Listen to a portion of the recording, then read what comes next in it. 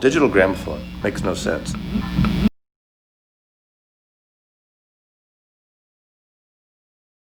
Hey guys, so we're gonna do another Purge pile video today.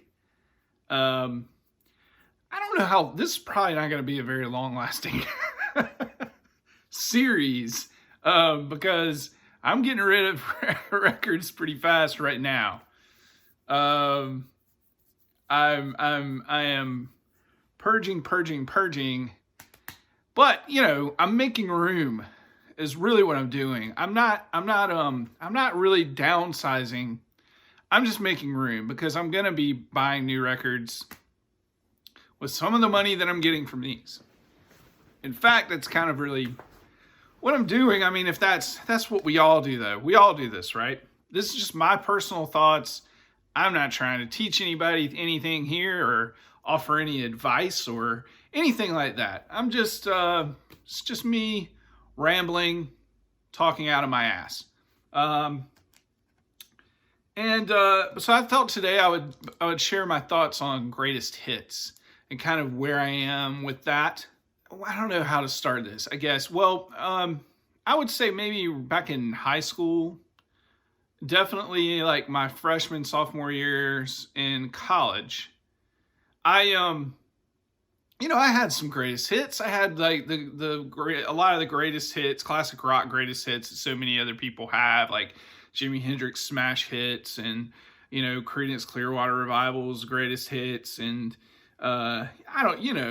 you name them, I had it. Like, and you know, this was obviously when I had all of these on CD, but I'd reached a point where I was kind of like, I'm tired of just knowing the hits, and I can just listen to a classic rock radio station if I want this. I was falling in love with the album as a statement, the complete album as a statement by an artist or a band. And so I wanted to go back and know more and be more familiar with their full stuff, right? So I started going back to the record store, and for much of this time, with the exception of being hardcore into like alt country, I was buying a ton of classic rock from the 60s and the 70s, and even some of the like post-punk stuff that came into the later 70s. So like I was going and buying every Talking Heads full album that I could buy, every a studio album, every I was buying a lot of Elton John studio albums because I wanted more than just the hits. There's some other ones. I mean, obviously Led Zeppelin and, you know, trying to complete like discographies where I could, but like making sure that I had like at least a rough idea of like what I felt or what I knew as their most fruitful periods, right? And that was my mindset for many years. And then when I started getting back into vinyl, you know, well over a decade ago, I started picking up greatest hits again, because here was the thing with vinyl. With vinyl, you have to flip the record over, right? You have to be there. You can't just skip songs on a CD player, or if you're streaming nowadays, you know, you can just make your own playlist, whatever. I'll get to that in a minute. But like but if I just wanted to listen to, if I just wanted some like Chicago, just for the hell of it, if I just wanted some Chicago, I'm just gonna throw this on and just get the hits, you know. Now, obviously, the first album is really good. I also really like Chicago too. After that, I get choosy, and you know, this is just, you know, for fun, you know, especially when you're getting into, when you're just kind of collecting and you're just, buying whatever, that's great. I mean, it's just easy for me to put that on. Another place is like R&B, for instance, which to me in the 60s and even into the 70s, full albums, some people were making statement albums, obviously.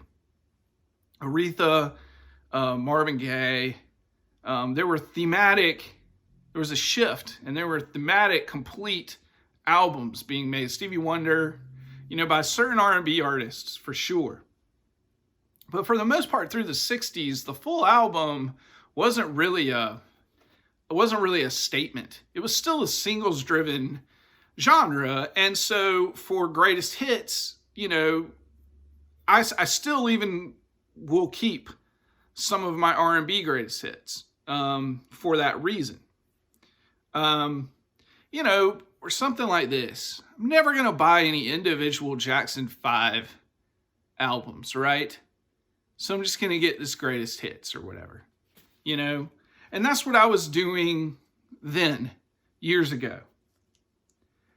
Now I'm at a point where I'm trying to obviously be more focused about my collection, be more, critical of what it is that I'm holding on to, and what I'm really going to spend time with.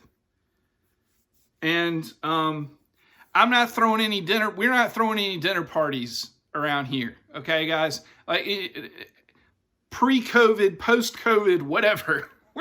We're not throwing any dinner parties around here where I'm going to be DJing at the turntable or whatever, right? So it's time. I can let go of some of these greatest hits now, This one, I just don't, And this is why. Because I can just make a playlist on my streaming platform. I can just make a playlist on my Apple. I subscribe to Apple Music. I can just make a playlist and be fine there. If I just want to hear the hits, I'm just going to do that. I have my computer over in the corner of this room with some decent, Bose speakers hooked up to it. I'll just throw on that playlist. I'll just listen to that. I don't need greatest hits anymore. It's time to focus on purely full albums and albums that I like from start to finish. And just that. I like music by all these artists. I'm not getting rid of them because I don't like it. Here's a big one. Yeah. And some of the tracks on Journey's Greatest Hits, I would prefer to just skip past. Like there's maybe 2 or 3 on here I would prefer to just skip past. There is kind of like a sense of nostalgia or even irony, if you want, in listening to some of these artists, right? For some people. But I genuinely like that music, some of those songs. But that's playlist material now for me. And so I don't need to hold on. I don't need to hold on to this. I don't need to. There's some other artists that I'll be going through. I'm going to go through the rest of this pile of Purge stuff, and I'm not going to talk about every single one. They're not even really ordered in any particular way. So some of them I might not say anything about, but let's just get through them really quick. But that's generally kind of what I wanted to talk about with greatest hits. The one pop, I'm pretty much just not even going to hold on to any pop rock greatest hits albums anymore. There's one exception. I'm not going to reach for it. I'm not going to grab it. I'm going to hold on to the Hall & Oates greatest hits. The volume 1. I'm going to hold on to that. I like to spin that one. All right, let's get through the rest of this pile. By the time I post this video, they're gone. They're already gone. So, oh well. Yeah, this is a good one, especially the second side. But this is not in very good condition. I picked it up. I might have bought it like a pop-up that Dylan had or something. I don't remember where I got it. But it's just not very good condition. We don't believe in placeholders here anymore. Here's another one. This is in not very good condition. The cover's in okay condition, but it's split, as you'll see, which is easy to fix. But the record is doesn't even have an enter. It never has. I forgot that I still had this. I like Tim Buckley. Yeah. But this is just not very good condition. It doesn't need to sit on my shelf anymore. I don't know. I just felt like I needed to have it. For somebody else. I don't know, to show somebody else that I had it. Who cares if I have Scarecrow by John Cougar Mellencamp? Who cares? None of you do. Why should I? I don't even know. I don't know, you know. I might have even inherited this one. That one's gone. Lonesome Jubilee. This is a good album. But I just don't. I don't like this Jayhawks album as much as their others. And this one's hard to come by. But I just don't listen. I've listened to it a couple times and I just don't like it as much as their later work.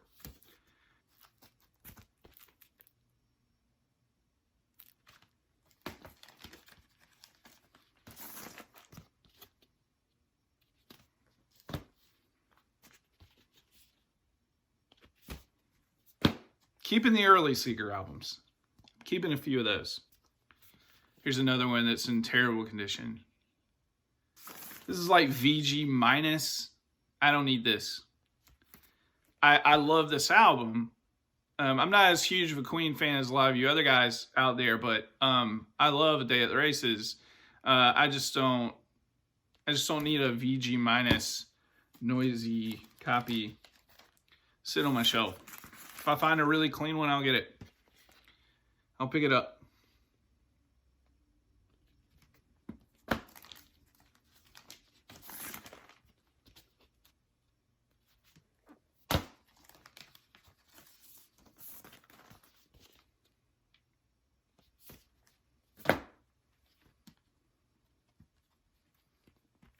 This is not a referendum on the guy.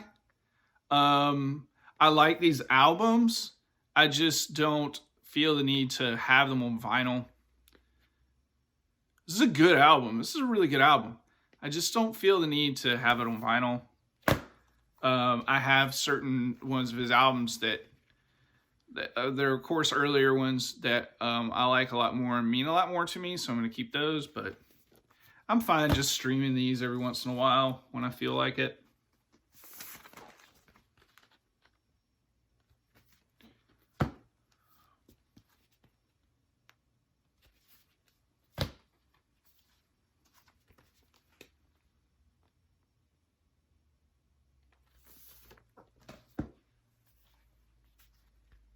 I have a Japanese press of this that's really good.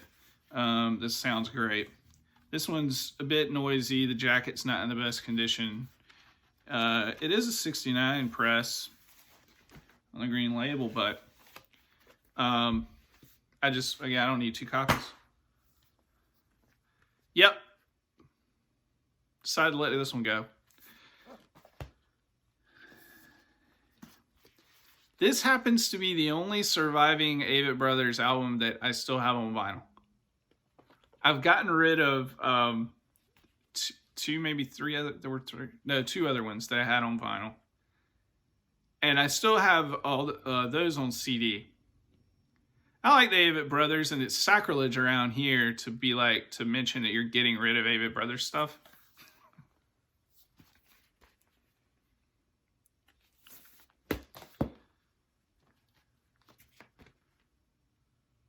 Love the New Pornographers, but I don't need everything.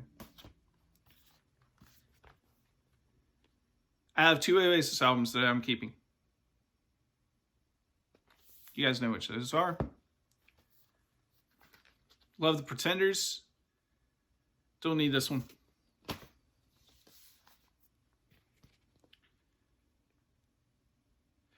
To Love Somebody is one of my all-time favorite songs. And that's really the biggest reason why I bought this. And I like a number of the other tracks on here. I think early Bee Gees is pretty cool. But I just don't. This isn't in, it isn't in. If this was like near mint condition, I would probably keep it. Here's a guy that I was in love with, and I still really like his music. And I like this album still a lot, but I just don't feel the need to own it on vinyl.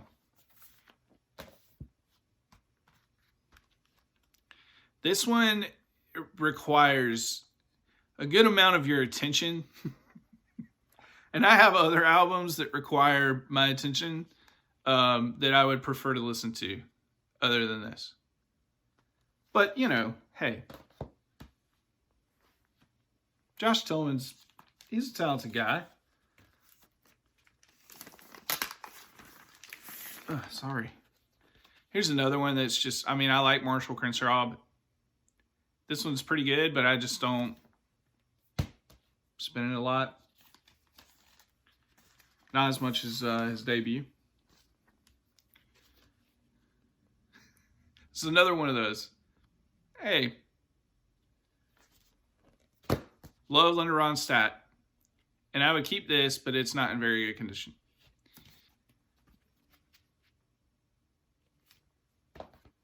Oh, here's another one it's not in very good condition, so I'm getting rid of it. If I come across a cleaner one, I'll pick it up.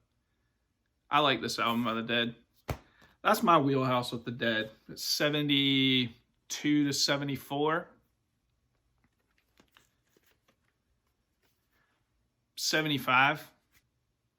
I like John Moreland a lot. I just don't, this is his first solo album. I don't listen to it as much as I do the others. And this was a band that he had before. And I just don't listen, I just don't spin those as much.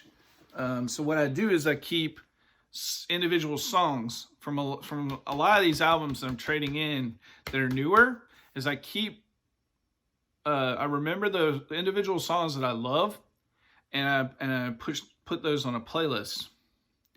And kind of keep, it's like a random playlist that if I ever feel like just hearing just a bunch of random individual songs in the car, that I'll go to that playlist and just hit random. Okay, guys, that's it. Just your old boring, look at what I'm getting rid of. Train wreck video. Cheers.